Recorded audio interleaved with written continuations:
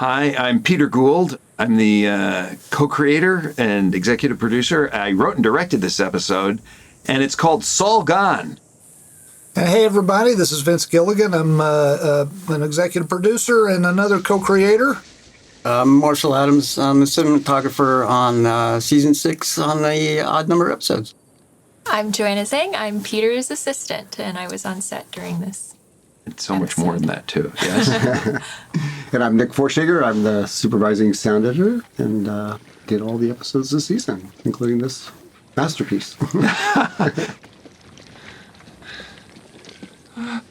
This season is one of the times I realized that Marshall is the master of where the sun's going to be.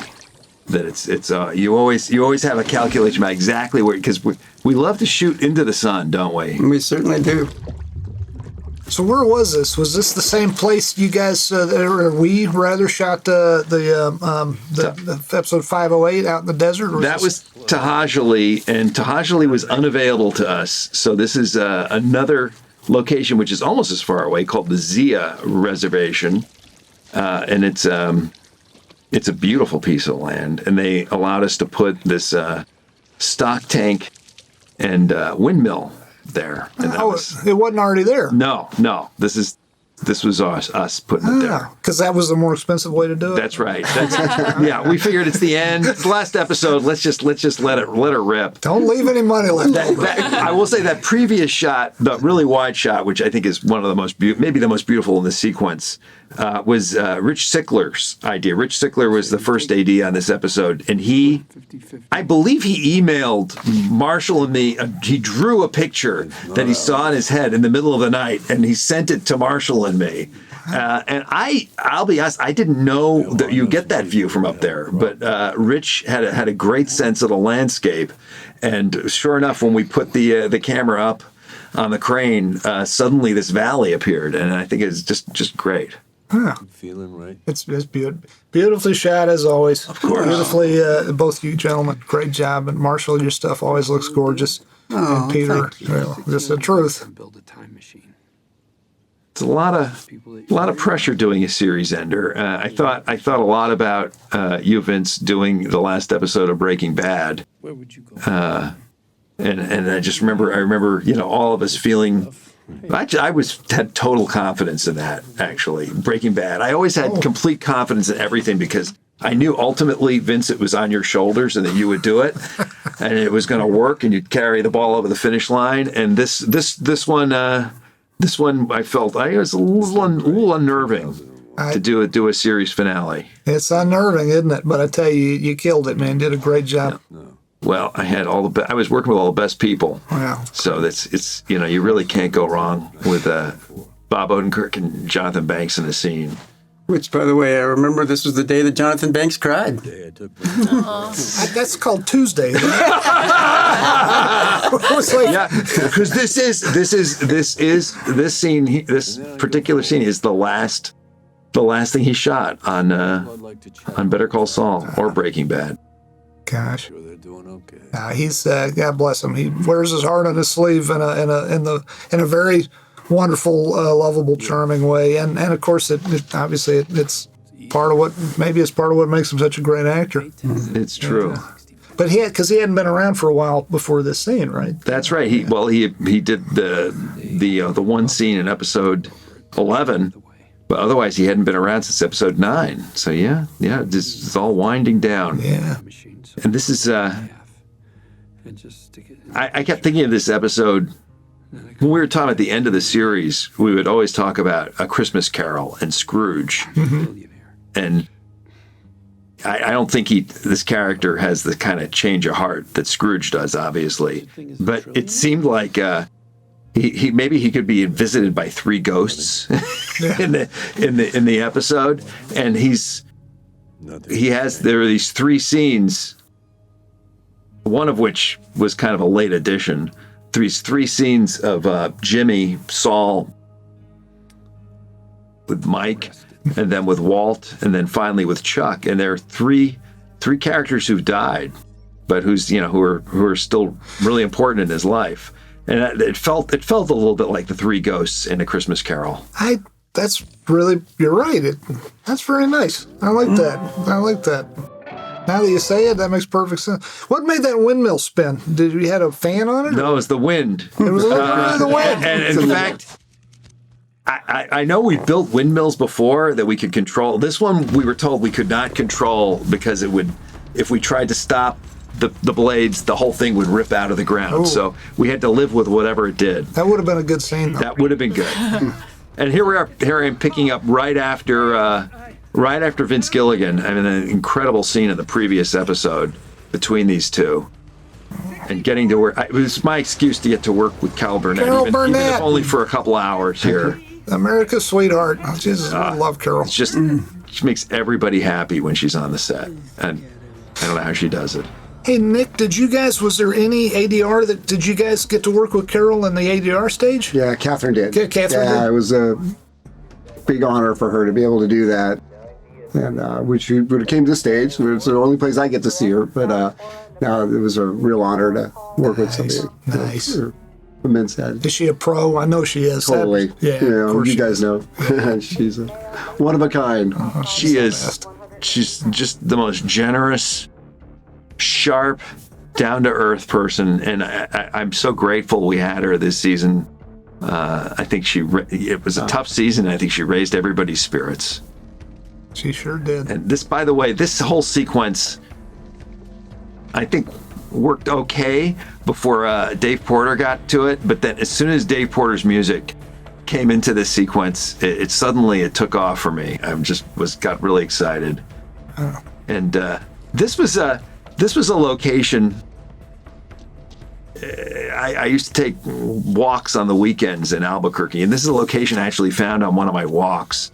In fact, it's You're walking through culverts on the weekend? It's actually in a park. It's in a park down by the, how do you say, the Bosque? Yeah, the Bosque. And it's actually the tunnel they have for a toy train for the kids. Oh. And there's a train that goes through the tunnel, and so that's a visual effects shot. Don't say that. Keep using real helicopter. I know.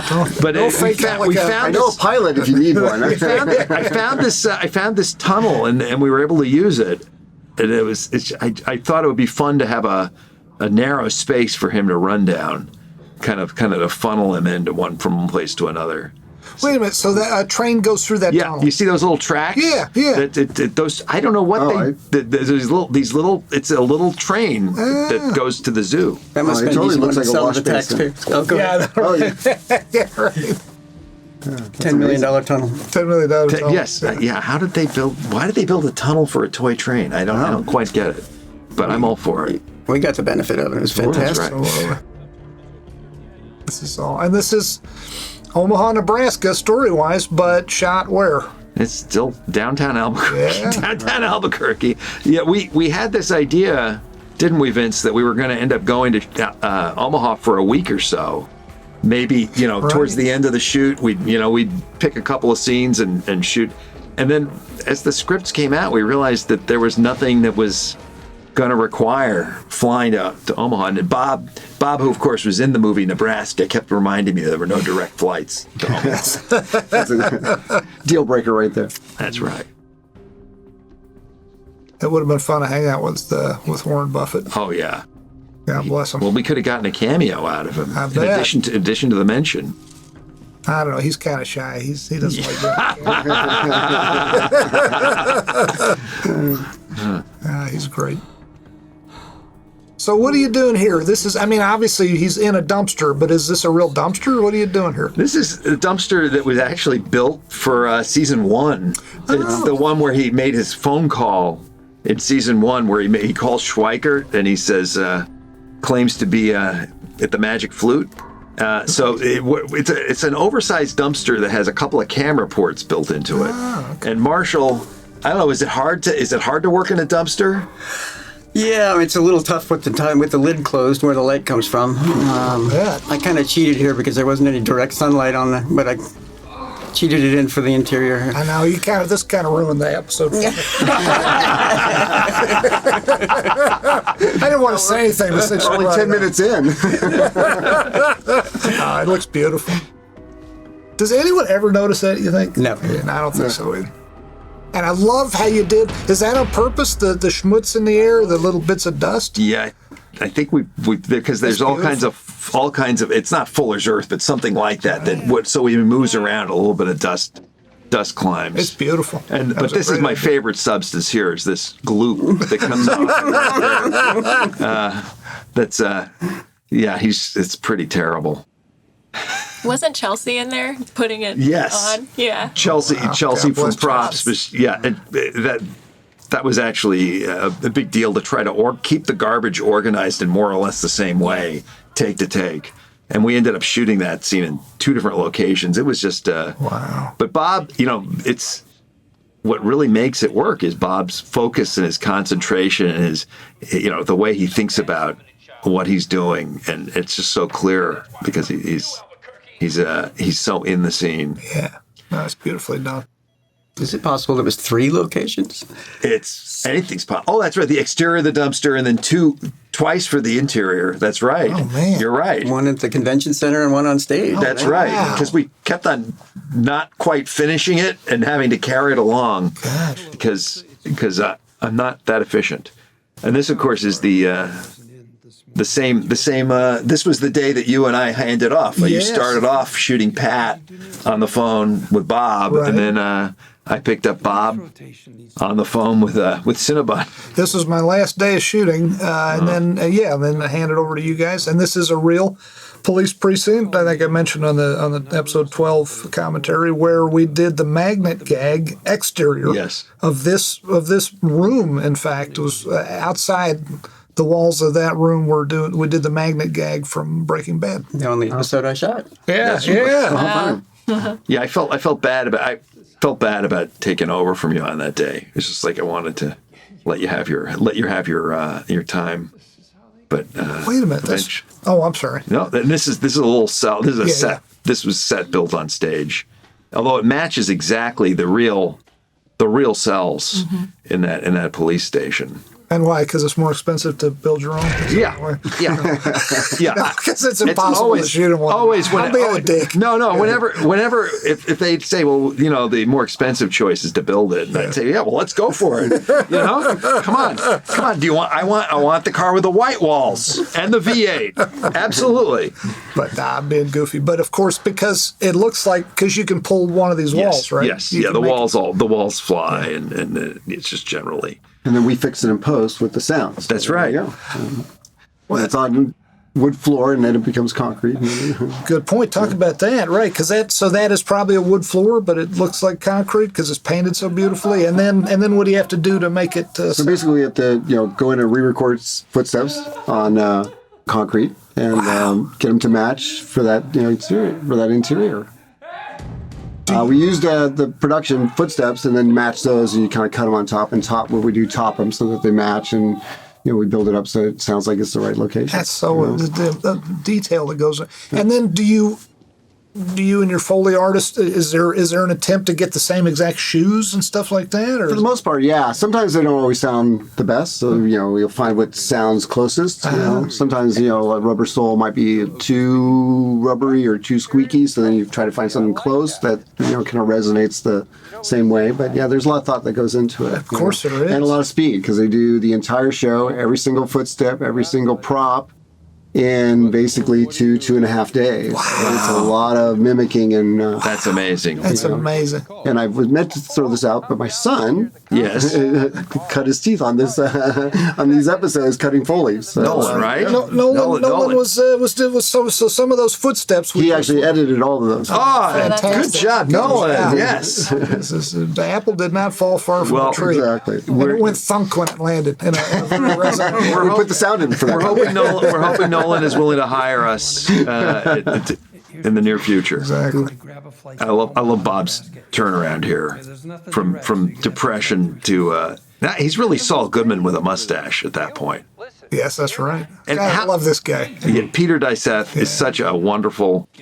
He's a find, and we're so lucky. He's local to Albuquerque, and he was in the second episode of the first season that I wrote. He had one line that he repeated, "Petty with a prior," over and over again. And we just loved him on sight. Bob especially was a big fan. So this guy's really good. So we got to write for him, and here he is with a really juicy role in the series finale, and he's great. He's great. And it's not the funniest episode we've ever done. That's for damn sure. And his reactions just help lighten the mood a little bit. And I think he kind of acts as an audience surrogate in a way. Yeah, he does, doesn't he? Because Saul is certainly not an audience surrogate here. He's somebody who's hopefully you're watching the show and trying to figure out where his head is at. And there's that lovely Betsy lady. Brandt, one of my favorite people in all the world. Yeah, she's wonderful. It's so good seeing her. I wish I could have been here watching you. I was not here for any of this stuff. I wish I had been. I wish I'd been there to watch this scene get shot. This was a lot of fun. This is George Castellano is a local actor. Again, a local actor in Albuquerque, Bob Jesser.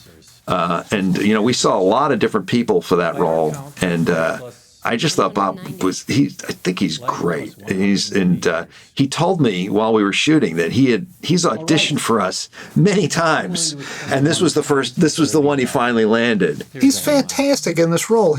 I just assumed you brought him in from New York or something. He's so good in this role as the lead prosecutor. Now, something to mention here is Joanna, who introduced herself as my assistant, she has worked as my assistant. She's also a writer, and she's also an incredible resource because she is an actual, honest-to-God attorney. And to keep you out of trouble? Joanna, well, that would be the best thing. So Joanna helped me, because this is a law-heavy episode. Yeah. Joanna helped me so much, and from your own knowledge, but you also... You put us in touch with some of the folks who would actually do these jobs to try to give it some credibility. And how did you do that? Well, so when I clerked, one of my clerkships was on the Ninth Circuit in Pasadena, and another friend I made while clerking she clerked for a different judge. She's now an assistant U.S. attorney for the Central District of California, I think. And so I got in touch with her because she does cases like this all the time. Wow. So we talked her through, she signed an NDA. We sent her kind of the initial drafts, and I talked her through it. And we really just worked on how to make this scene and a later scene that you'll see more realistic. And she introduced lingo like stat max. That's right. Which means statutory maximum, and things that actual AUSAs use. So I feel like she was such a valuable resource to us. She was great. Yeah. The other thing that I did that was helping me to get a start on it was to read. The great thing is you look on the internet, you can find transcripts of meetings, and I would read some of those. There's something wrong with me because I love scenes where people have to speak kind of formally, but there's a lot of emotion there. And obviously this scene is not one of them, but the next scene is one of them. And so is the courtroom scene, of course. I like scenes like that, too. Betsy, yeah, it's like a Few Good Men effect. Oh, in 3 Children. Oh, shoot, the Kubrick movie, Barry Lyndon. Barry Lyndon. It's not legal, but yeah. Anyway, sorry. Absolutely. Yeah. And Betsy is such a wonderful actor. She gave us something a little different in every take, and every single version was great. She's so good. I just was so excited to see her do this, and of course she's a personal friend and has been so generous with me and my family, and she's her family. She and her family are wonderful, but the thing you can forget is delightful a human being as she is. She is a fine actress. She's just she's brilliant, and it's kind of annoying that somebody so nice can also be so brilliant. It just proves, and we've proved on this show over and over again, that you don't have to be a jackass to be wonderful at what you do. But she's just the best. And Bob, these two really dug into this. For me, this is maybe one of the worst things he's ever done, because he's sitting there across from this widow who is full of pain, and he's, whereas a couple actually, the previous episode, we saw Kim sit in front of a widow and really be brutally honest and take all the feelings that Cheryl Hamlin had. And this guy is doing the opposite. He's saying, I'm as much of a victim as you. Don't get mad at me. And he's just awful. He's as bad as he could get. He's done some bad stuff lately, that's for sure. Yeah. So, Marshall, where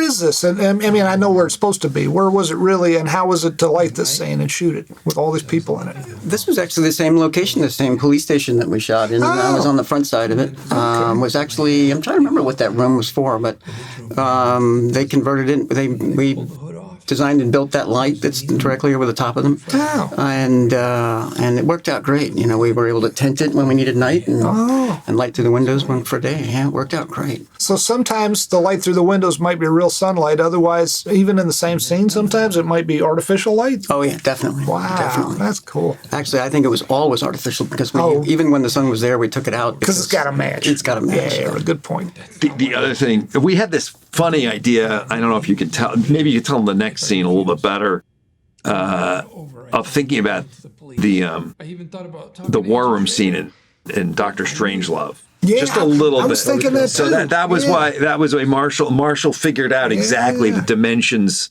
of this light that we built overhead, and the dimensions of the table. Yeah, and when we go with a wide shot later, you see a little bit more of it. And I didn't say anything about it to anybody on the crew, but then as soon as it popped up on the monitor in a wide shot, people were saying, "Hey, Dr. Strange!" Yeah, no, I was thinking that too. I love it. So it was just a thought because obviously it's a movie that's. I don't know if there's anything thematic there. The other thing is that the room is almost as it was when we showed up, but Denise Pizzini, the wall behind the government side was all white with whiteboards. Yeah. And so we had to, Denise and her crew put up a different colored wall, and of course that two-way mirror or one-way mirror, whichever it is. I always get that mixed up. That of course they put up also, and it was on a little bit of a gimbal, just a little tiny bit, so we could adjust a little hair. So you're not shooting yourself in reflection? Yeah, but mostly Marshall managed that through necromancy and sorcery. So there's no room back there. It's just a piece of glass on a wall. It's just a piece of glass, exactly. And is the light rigged or is it actually hanging? It's hanging. It's hanging. It's hanging. The room must have been high. When in the wide shot you can see it's kind of a cool, interesting space. The other thing that I remember, we were in this location for 2 days, and we shot both scenes. We kind of had to space them out in a funny way because of when we could tent and when we couldn't. But there was the second day an enormous snowstorm. Every once in a while in Albuquerque, and I see and Marshall and Joanna both nodding. Every once in a while, it was the biggest snowstorm I've seen in Albuquerque, and Joanna and I and a couple people got left behind in the police station, and because suddenly the vans couldn't drive through the snow, and the roads were jammed, and finally.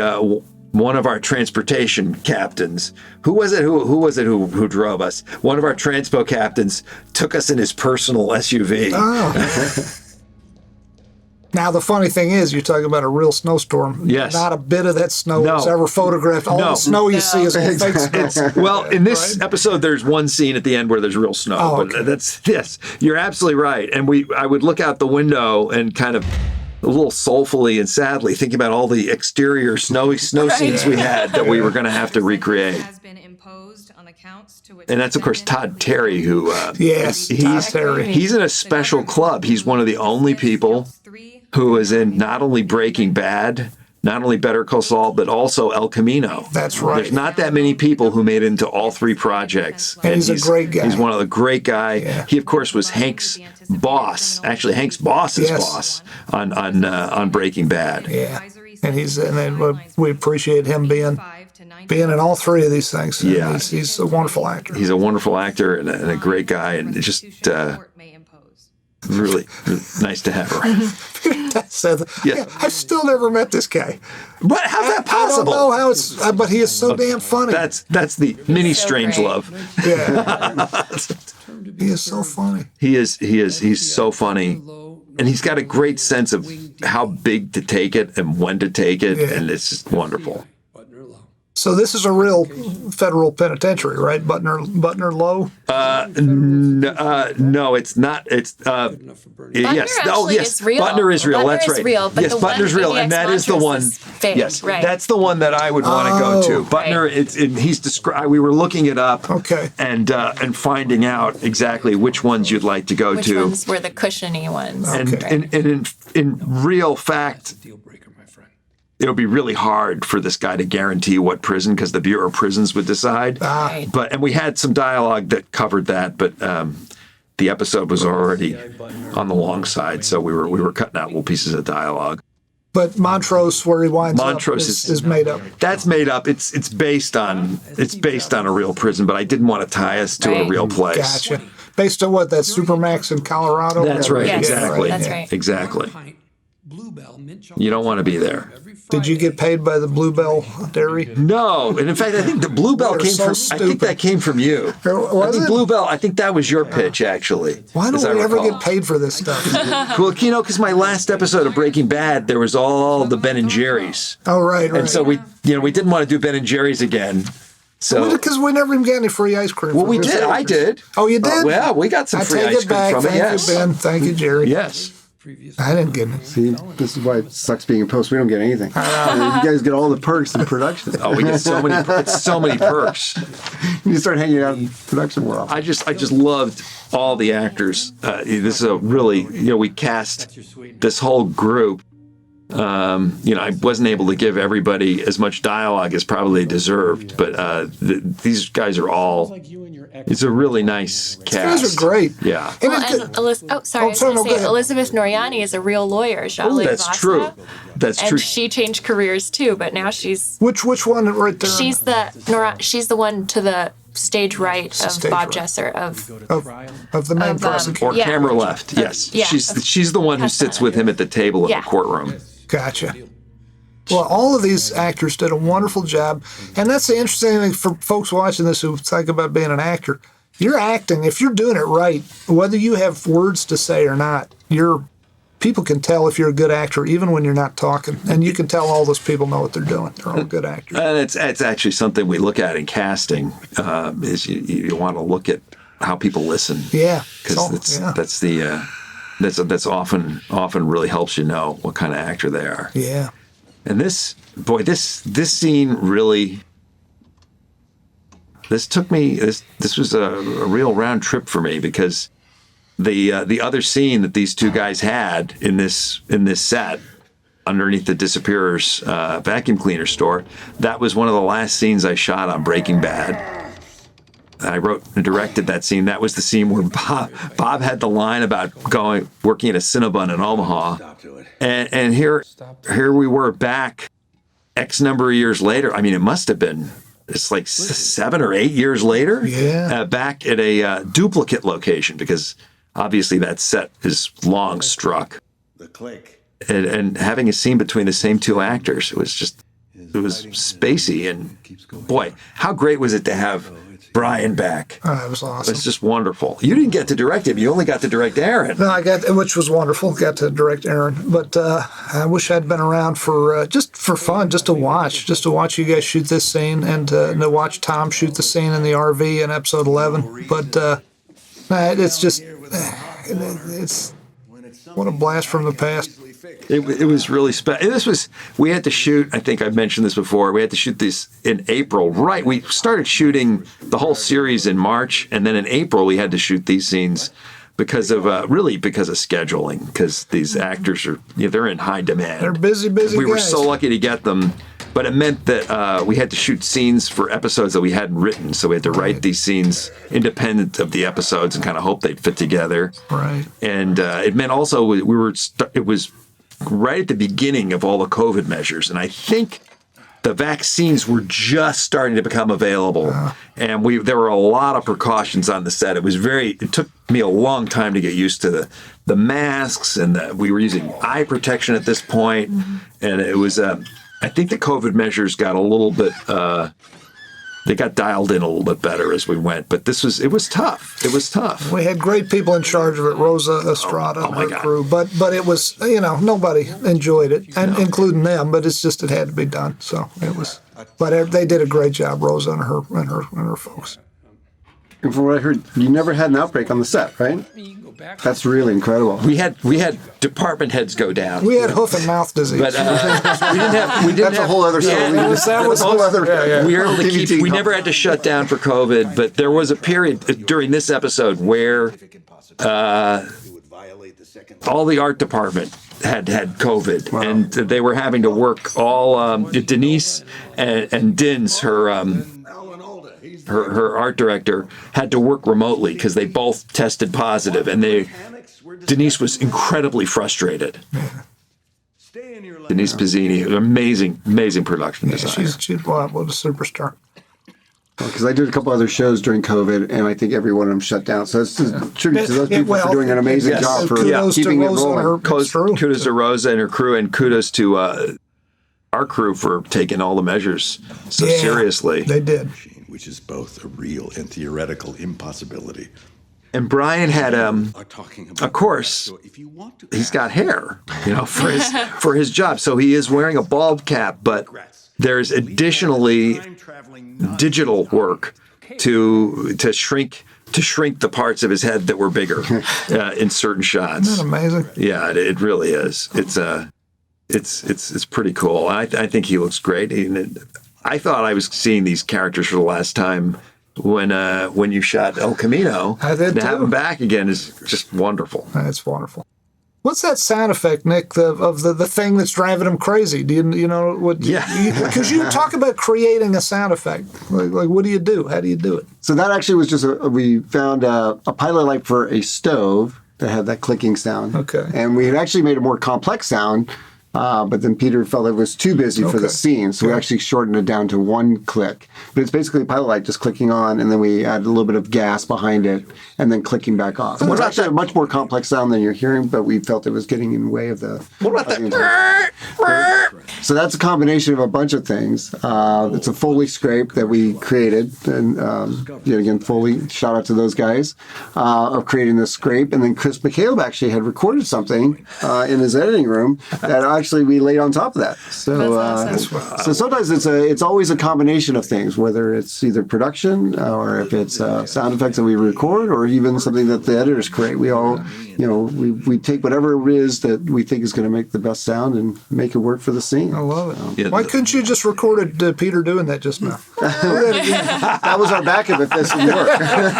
Have you ever had a director say, "I want to do all the sound effects myself with my mouth"? No, but that'd be a good movie. No, but do that. I can see somebody in this room that could actually probably do that. That would be funny, actually. Some wacko director is like. But you'd be surprised how many times the sound effect is actually just a human voice. Like, okay, I'm just going to make that sound, and then you record it, and then you process it, and then you really? Yeah, that happens a lot? Yeah, sometimes you just kind of go, okay, let me try that. That's pretty cool. If I had known that, I would have insisted that we put a few of those in here. Totally. Next go around. Next show. Next show. Well, as we're gathering here, this is all. You can come downstairs. We'll record a bunch of stuff with you. Show's done. Something to look forward to, world. It's going to be great. Still figuring how I feel about the whole show being done, because it's a strange feeling. It is. It's weird. So as we record this is 2 days before this episode will air to the world. That's true. That's true. So this was the first set I think we ever did where we used something besides those little miniature LEDs for the twinkle lights outside, because the alleyway across the way was so close. So we actually built a little miniature security light. That's right. Oh, out the window, you can see this little mini. I love it. That's cool. I love anything that's such old school magic. I love it. It's wonderful. Yeah. Would you ever anymore use arc lights for anything? I know we didn't. I don't think we ever did. They're just too dangerous and too much ultraviolet and too hot and too. The hardest thing is find somebody that can trim them. Oh, okay. Because you have to keep them in the speed of the feed going exactly right to keep the arc distance. So there's nobody around that knows how to do it anymore, unfortunately. So it's a lost art that the old arc lights used to be just a carbon electrode, and you'd have to feed it in by hand, inch by inch. Actually, it would do it itself, but you had to set the speed, so you had to speed it up and slow it down. And it was a positive and a negative. They're painted different colors, and and it would feed the negative in very, very slowly. Wow. And that's why you always had to have somebody next to the light. A lamp operator, right? Is that what you call it? This is a nice special effect. That's a beautiful shot. And it's so that's not on a real plane backing away from the window. No. And also, I had another thing in mind that I didn't have time to shoot. So, what was that? I wanted to do a close-up of Bob that would slide from side to side in sync with the landscape.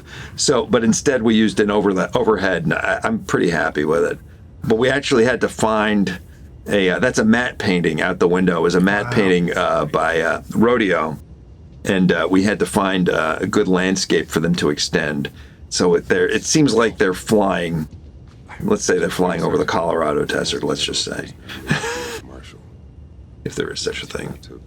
I like this actor. He is wonderful. His name. He does a good job.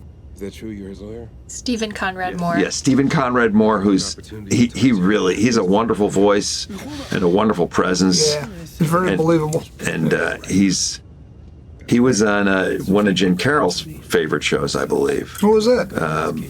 What the hell is it called? Catfish? Catfish. That's what everyone talks about. I don't know. Can't have a few words. I love that it's Wayfarer. Yes, it's a blast from it's the past. One crash didn't take them down. They're still in business. Well, you know, most didn't take them down. Most airlines have had an accident at some point. They fly a lot of miles. Not Qantas. Well, you know, anybody who's watched Rain Man knows Qantas is 1,000% safe. Right? Okay. No. This guy, I love Peter Dice. He's so damn funny. He is. He's great. He's just like naturally. Yeah. Although, I mean, in here with all this serious stuff, it plays beautifully because it's not like it's too funny.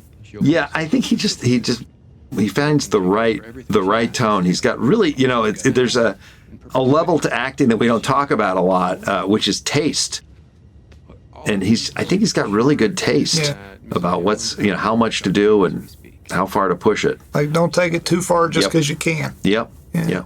So talk, guys, about, I got to visit this set as it was being constructed. So this is, well, I don't know if it's obvious or not obvious. So this is not a real airplane.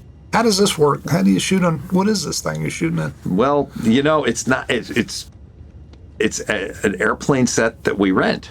And we had to shoot this early because we had to intercept this set as it was moving between two locations for another show. Wow. And so we managed to, Marshall and I put on masks and hijacked the truck, and then we drove it to the studio, and then it had to be put together. But the folks who own this set, and it's a company that rents these, they actually usually have a person there to watch and watch over it and make sure it's being used right. And they couldn't send somebody, so they had a laptop with Zoom. And so there was this, when you were working, you'd turn around and there'd be a laptop placed, and this guy would be very calmly watching to make sure that we didn't destroy this valuable airplane set. That's something. But and this was one of the scenes. Sometimes you may hear us talk about this. This is one of the scenes that Marshall built. You built on your computer, Marshall. Now, what's the advantage of building a previz on your computer? That I can see where the lens is going to need to be, the size of the lens that we need. And if I have enough room to do a shot like this one, which was on the crane, whether or not we could even reach there. I mean, it was what size crane we needed, et cetera, et cetera. So where the base is going to go. Exactly. That's neat. I love these ladies, these three ladies. I mean, obviously I love Ray, but these three ladies were fun to work with on the last episode. I love them. They had so much fun with you, Vince, and they had so much fun working together. And I wrote all this dialogue for them, but I think they could have easily improvised the whole scene. It might have been funnier, or at least could have been just as good. Let's say that. Originally in the script, and we actually did shoot it. We went through Kim's pretty much her whole day, leading up to the point, and I thought the idea was that it would be kind of suspenseful, waiting to see what was going to happen with her, and then. Just in the editing room, it felt like it wasn't necessary, and I think it wasn't necessary because Ray gives us so much right there and right here.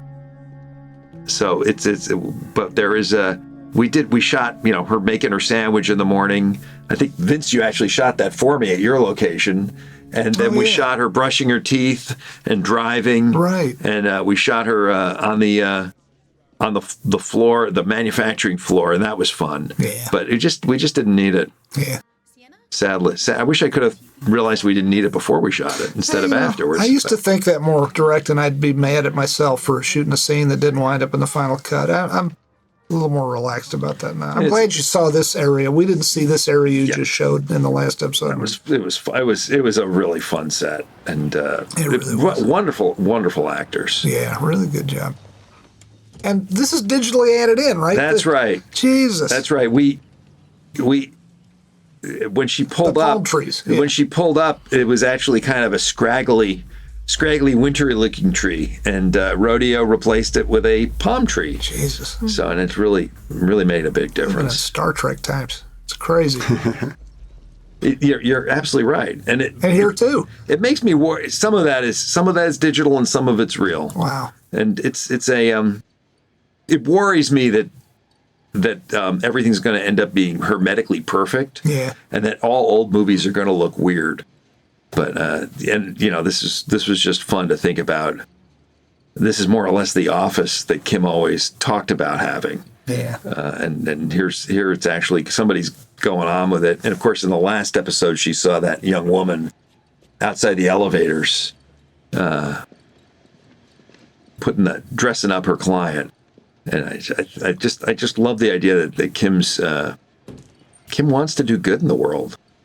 She has that instinct. Yeah. And all these actors did a great job. Rusty Schwimmer here. It was such a treat for me to see her. Yes. She is so wonderful in everything she does. She was in an episode of The X-Files I wrote 20 years ago where she played a member of this cult who they worshiped this creature that would crawl up people's spines and take over their brain, and then they would wear out the body they were in, so you had to break them out of the skull of the person they had been in and then put them in a new body. I gotta see this. So she had this scene where she's got a hammer, two scenes, one time with a hammer, one time with a rock. She's breaking open somebody's head, and it was so gory. She was so good. She was so believable. Rusty told me that she waited tables with Bob in Chicago in the 80s at a restaurant called Ed DeBevick's. Oh, yeah. Where they're both wise-ass waiters. Oh. Yeah. Wow. That's fun. The one here in L.A. or in Chicago? This was Chicago. Wow. That was the original, right? I guess it was the original. Wow. So I just love the image of Bob and Rusty waiting tables. So are you guys in a real storefront here? Yeah, this is Denise Pizzini again found Christian Diaz de Bedoya. Diaz de Goya. Christian Diaz de Goya. Cut that out. He found this. He found an empty space that just seemed right, and they built this office into it because it would have been too cheap to just find one that was actually already. But the crew was really excited about that because it's part of a strip mall with Giovanni's Pizza. Yes. And that is like everybody's favorite pizza. Yes. And of course, Julie Pearl, the great Julie Pearl. We love Julie Pearl. In her final appearance here. And she's just wonderful. She's very good. I mean, all of our actors are, but I love Julie. So now, Marshall, has to be night to shoot a shot like that, looking out the window? Absolutely, Gotcha. yeah. That was a couple of the angles that we needed to save until it actually got dark. Gotcha. What kind of testimony? But you can start in the day, tint the front, look in the other direction, and then when you flip around 180 degrees, then you'd have to be at night. That's Interesting. correct. Interesting.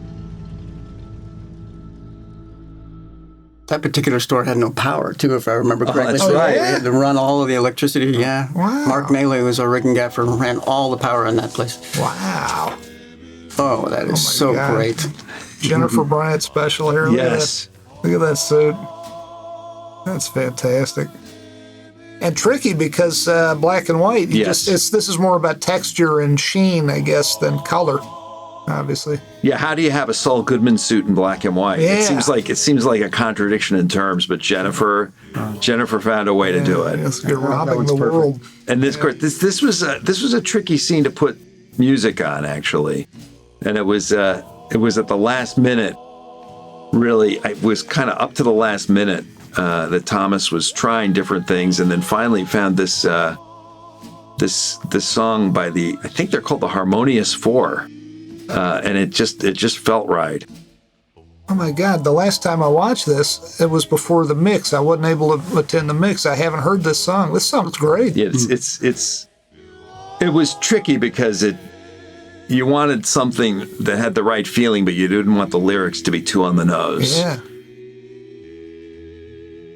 And by the way, hats off to all these actors for being in this courtroom for 2 days and change. Wow. Ray was in this courtroom without a single line for long days, and so was Betsy and Todd and all of them, and they just did a wonderful job and stayed present and made it feel real.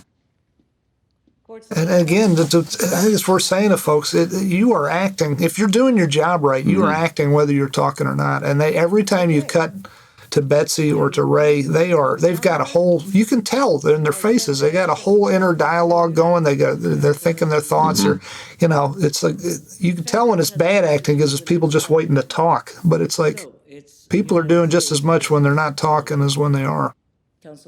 Marshall and I had a concept we were working on. I think it comes through 70 to 80%, which is mostly we were going to be on longer focal length lenses at the beginning of the scene, and we kind of save the wider lens, shorter focal lengths for later in the scene. And I think we mostly achieved that. And Marshall had the idea, he said, let's find as many things to block the image as we can in the environment. We couldn't do it in every shot, but there's enough of them that I think it kind of gives it a little something extra for me. Like that shot, having that piece of the judge's podium in the front, Having in the something foreground. out of focus. Yeah, always. having something. It'll give it a little. Just gives it a little something. Nice. And it also means that when you shift out of it completely, you can feel it. So that was the idea. That's a smart idea. This courtroom was a gorilla. It was really scary because it didn't seem like we could find a courtroom that would pass as a federal courtroom in the Albuquerque area. We started looking further and further away from Albuquerque. We started looking towards Santa Fe, but it was just it was tough. They're just the courtrooms that we could get just did not pass for a federal. They looked like traffic court. And Christian is always calm, but even he was sweating a little bit. And the person who was really sweating was Denise, because we even thought about where can we build a courtroom, because we could not build for the complete thing on stage. It was just too much construction and too much work. Too much construction. So we looked at places, like we looked at a hotel to build a courtroom in, and the hotel said no, not while COVID. We looked at cultural centers. We looked all over the place, and it was getting very scary. We saw this courtroom early on, and then we were told, no, it doesn't look like you can do it because there are a lot of COVID restrictions in this building. And my God, Christian pulled it off. He went, and it was the Supreme Court of the state of New Mexico that signed off. They signed off on letting us use this courtroom. I'll be forever grateful. And also, it was the one thing about it. It's actually a ceremonial courtroom. It's at the very top of this courthouse building. It's a substantial courthouse, but it's probably 15 stories. Okay. It's one of the taller buildings in Albuquerque, and it has a skylight. So, Marshall, what does it mean to you? Because the outside That's those a real windows, skylight? it's a real skylight. Okay. What did that mean to your work? Well, that it was going to make it very tricky as the sun kind of came and went. Oh, yeah. We wanted to be able to control it. It's actually a pyramid. I actually went down there right after we landed it with my drone and flew up over onto the roof to get photographs of it to know what we were dealing with. But God bless Jake and his guys were up there the whole time putting up flags and diffusion and moving things and cutting light. And we have, got to make it, got it to match pretty well. So I was really happy with it. 15 stories up on the roof. There were, wow, gosh. Yes. Yeah, they built a big giant structure over the top of it, and now we were able to hang, solids and diffusion and all kinds of, It's remarkable. It's a different, gives the courtroom a different look, because the people who were not in the gallery, the people who are up front, are top lit by this soft light, and it just it has It's beautiful light. has a different look to it for sure. Beautiful. We tell you, the tricky thing, though, was those two windows, if you can believe it. It faced out onto the street. Oh, yeah? And we diffused them first thing when we got there, but we had a light that was like a block and a half away. We tried to spot in on the thing to make it look, and it wouldn't work at all. I remember. Yeah, that was the one restriction we had to deal with. Was The inverse square law. The inverse square law got us. It certainly did. Joanna, is this all feeling, well, thanks to you, is this all feeling very real? Yeah, it felt very real. I feel like we've seen so many iterations of the drafts, and then being there in person, it was really nice to work with Chelsea and make sure the props were kind of the way that they would be in a real federal courthouse. And we talked about clutter and not having a lot of boxes of papers out there. And so we cleaned it up and made it very federal courthouse appropriate. It was so helpful to have Joanna, because everyone on the show is locked into local court. So we, the whole show, all of Jimmy's arguments, they're all in city court, state court.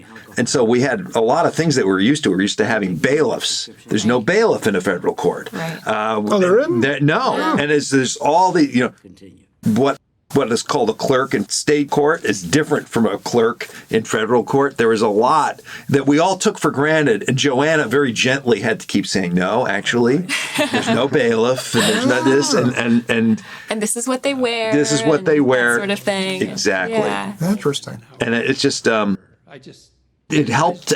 I think having you there made me feel confident that we were bringing some reality to this, because he's dressed in that suit and he's acting like Saul, and we had to figure out how much rope a judge would give him under these circumstances, and if that was real. And we just didn't want it. I think didn't want it to become an excuse for him to give a monologue.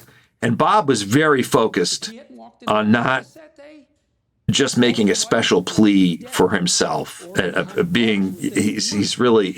really wanted to be a little bit restrained in his emotion. And we ended up shooting. He was really dissatisfied the first day that we did this. And he came to me and he said, I really want to reshoot my coverage. He told me this story. I went out to dinner with him a couple nights ago. He told me this. Yeah, keep going. And that so was interesting. we ended up going back we had to go back anyway. It wasn't just for Bob. We had to go back to pick up a few things.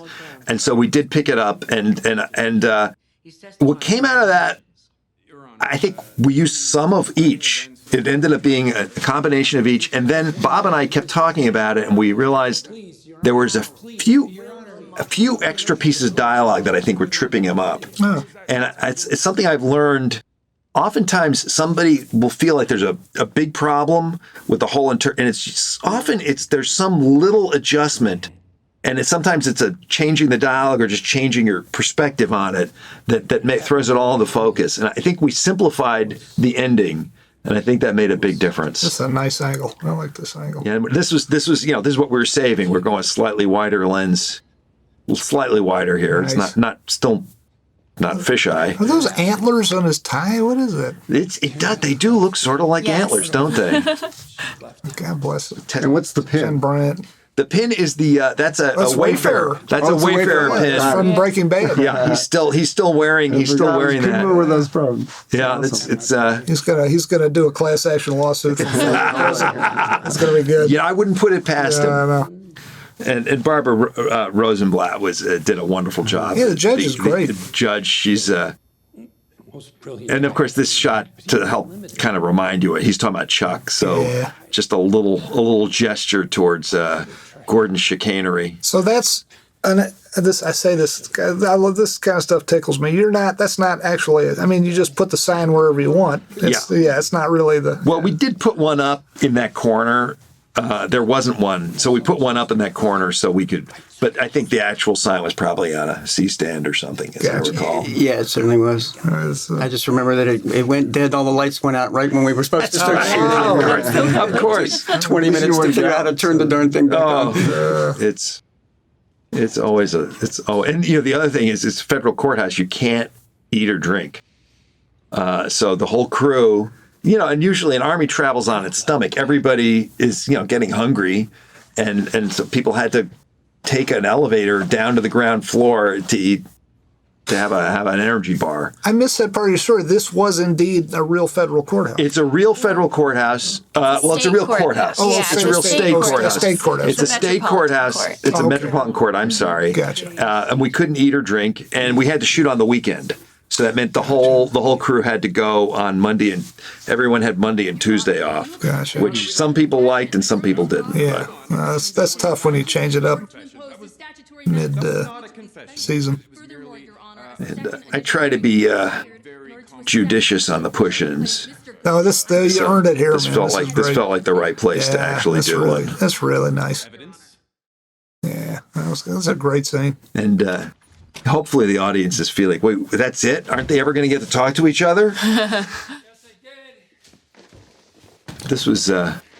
See, did you have to rebuild this entire set? This was Yes. the biggest single set we had back in That's- season one. Well, Steve Brown kept asking me, how much do we need? How much do we need? And I kept on saying, oh, we don't need that much.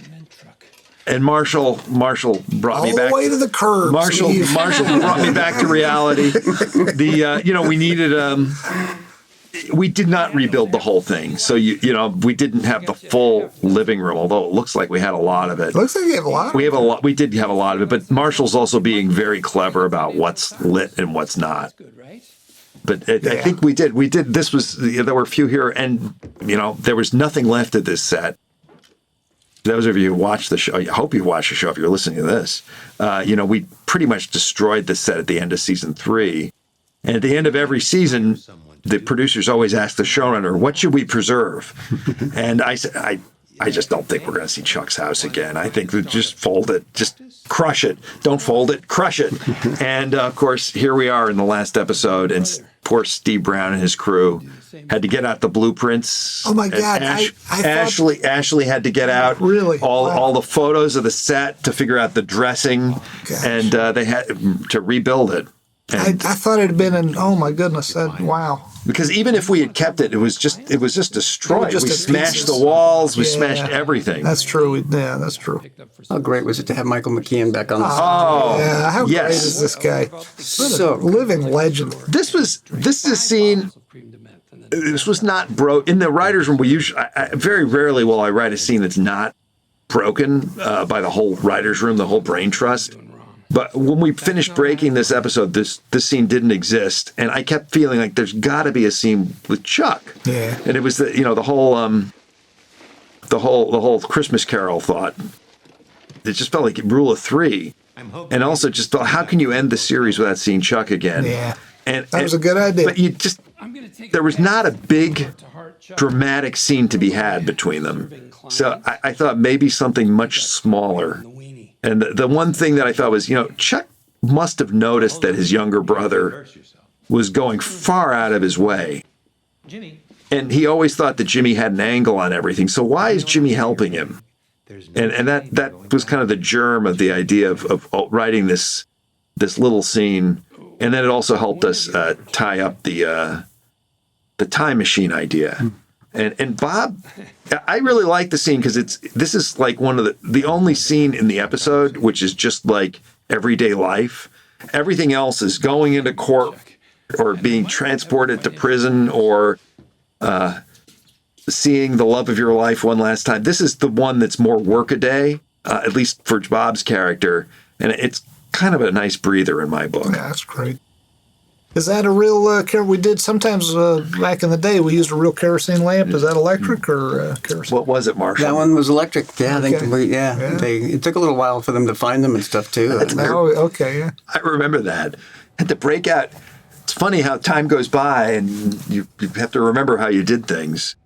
Is this your drone, Marshall?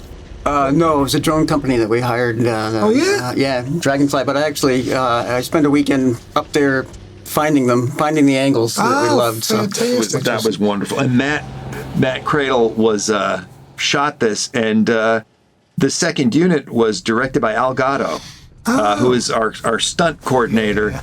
And I'm especially love the last shot you saw, that exterior that whips around to the sign. Al did something that I thought was so clever. You could see the bushes move from the air, the bus going by, and it was a little gust of air from special effects. Oh, that Al asked for. That they added, and Al did that, and I thought it was just wonderful. Good touch. Yeah, I was so glad Al was able to do that. Little details like that are some of my favorite little moments in movies and TV. Well, you're so good at them. No one, yeah. It's all those things that make it come alive. And speaking of little touches, the little drop of sweat. That's a great touch. That's a great touch. Now, did you have to drop that on every time at the beginning of the shot? I seem to remember. I think we did. Yes. So, Marshall, am I giving something away if I say we're not shooting on a real moving bus? I don't think. What is this? What is this, and why? What happened here? Well, we realized early on that trying to put the entire crew and this whole cast on a bus and drive through the mountains was not going to end well. Bunch of weenies. Should have done it. So I designed, with the help of this LED company, a giant screen that basically would cover the whole thing and all the angles that we could get essentially through those windows.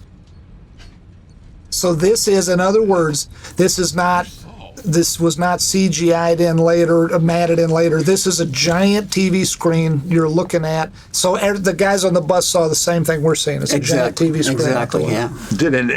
And if it kept running, you could start feeling, some folks start feeling a little motion sickness because it wrapped around three sides of the bus. Yeah, it was a giant U-shape, yeah. Wow. One of the things that was so tricky was especially the very first shot pushing past all the guys and then landing on Bob. That was the one that really caused us to have to go the extra mile, I think, and because we were seeing it from many angles. And why was it so complicated? Because we were changing perspective. We were looking straight back, and then we were going to end up looking at 90 degrees, and that's always that shift is a tricky one. Wow. These actors are all very good. All these guys, what great bunch of faces. And one of the things that I think gives this, without the sound, you really don't feel like the bus is moving. Yeah. With the sound, suddenly. Now, we actually sent a recordist to Albuquerque to record, among other things, this bus. How do you use that? So we used it, obviously needed for all the interiors because there was no sound. The bus was standing still the whole time. Wow. So that was all built from those recordings that he did. A little tidbit on those recordings, we actually used some of those in 12 as well for Kim and the bus. The rattles were so great in this, and they were these 5/1 recordings of rattles. Nice. And it fit perfectly for this, but there was some subtle ones that were perfectly for the Kim scene. I love it. That's so cool as well. But we had to build all that from the ground up, and then we actually added sound effects to all of the pounding on the floors and all the benches and stuff like that. Really makes it beef it up more. Totally, yeah. The production was great, and it was a good base, and Peter had gotten the rhythm he wanted, but then we built it all from sound effects. It was just to give it the size and the weight, and we gradually built it up as the intensity of it got bigger. That's really beautiful. It was really a fun little scene. It was actually the first thing I cut for this episode because I knew it was going to be a bit of a thing. That was the convention center kitchen. I think a real prison kitchen might not be quite that clean. We tried to scuff it up. And Marshall had just shot in that same location a few months earlier for another TV show. Oh, fine. I think it looked different in the two shows. Yeah, a little bit. Yes, and the convention center where that kitchen was is now the home of two bigger than life-size bronze sculptures of Walter White and Jesse Pinkman. So that's a neat little tidbit too. This was the very last scene we shot of the in the show. And I think the emotion of knowing that this was the end, I think, enhances what Bob and Ray do. And of course, Marshall, it's interesting. The black and white sometimes on our show is a little bit, it's almost documentary looking black and white. And then in this scene, it feels just very expressive. Old Hollywood in the best sense. This is particularly beautiful light. And I know that you built, again, this was a set that you built on your computer. Mm-hmm. So what were you thinking about when you were looking at this? The lighting and the angles, how wide we could get, whether we were going to get into, because we were always on the key side, we were on the light side of the room. So whether we were going to get into our own shadow. But I also wanted to know how far away those lights needed to be. We used beam projectors to make it look like sun. Wow! So they're beautiful, and the faux painting on the wall. Talk about our painters. Our scenic painters are unrivaled, and you see the layers of paint. And this is all beautiful. This is all done by the scenic painters, and we were able to walk onto that set and say, no, let's have a little bit more of that buckling. Let's have another layer. Let's put a messy area over here. And it was just wonderful. Everything came together. And of course, a little bit of color here. Beautiful. Yeah, and a little bit of color. I have a feeling some people, depending on how folks' TV sets are adjusted, they may not even see that, but I know it's there. The last two shots that we did. Yeah, that's right. And Marshall saved my ass again, as he's done a million times before, because we were running out of time on the last day. The last thing you want to do is have everyone think it's the last day and actually go over the next day. So Marshall actually, he wouldn't say this, so I'm saying it. He actually figured out a way to shoot both these angles at once. So the angle for Ray's side is actually, this is shot through a mirror. Oh, really? It was like the loaves and fishes. Suddenly, we were able to shoot all this. And also having one continuous performance made a big difference in cutting. That's what they did, Michael Mann did in, I'll bet this looks like this would have been tougher still to get those cameras in the mirror. But that's what Michael Mann did in Heat with the big De Niro Pacino scene simultaneously. And we have you to thank for it, I think, because in El Camino, in the U-Haul truck, we'd gotten the front side mirror to be able to shoot. Oh! If you remember correctly, and Jake still had it in his truck. Oh, I love it. I did not know that. Oh, that's cool. So I have to say that previous shot, Jordan Sloven operated the previous shot on a top of a very tall condor. Ooh. And the idea that we had, I think there was more Marshall's idea than mine, was to shoot looking down on Kim and the guard on the shadows. And then Jordan found that if he tilted up, we saw the whole world and the whole prison. And we were saying, wait, hold on. Let's not go past that. So that was one of those happy discoveries that you get when you have the best people working with you. And this was the last bit of snow that was left from that famous snowstorm. Yeah, that was it's all real snow. Oh, gosh. And this is a real prison, and there are prisoners in those buildings. These are our folks. Actually, a lot of these folks playing basketball are prison guards. The real prisoners, I went up to that prison probably 4 times, and it's a very sobering place. I think I saw 1 or 2 actual prisoners because these guys were all on lockdown. There were some problems, but the folks who run the prison were very accommodating, and it was very sobering. I hate to think of Jimmy in there, but maybe it's kind of he's lying down in the bed he made. I think it's a sad ending, but I'll say, knowing Jimmy and Kim, I think there's still a connection between them. And if we're going to keep writing the story in my head, I think there's another chapter. I don't think we'll ever film it, but I think this is a guy who's going to find an angle. That's how I see it anyway.